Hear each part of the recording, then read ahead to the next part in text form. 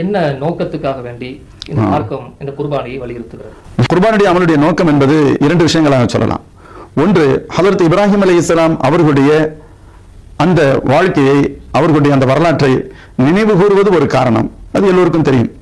அல்லாஹுடைய உத்தரவுக்கிணங்க தங்களது மகனாரையே அறுத்து குர்பானி கொடுக்க தயாரானவர்கள் இப்ராஹிம் அலைஹிஸ்ஸலாம். அல்லாஹ் ஜல்ல ஷானுஹு வ தஆலா ஆனால் அதற்கு பகரமாக சொர்க்கத்திலிருந்து ஆடை அல்லாஹ் அவர்களுக்கு வழங்கி அதை குர்பானி கொடுக்க சொன்னான். ஹஜ்ரத் இப்ராஹிம் அலைஹிஸ்ஸலாம் அவர்கள் அந்த ஆட்டை குர்பானி கொடுத்தார்கள்.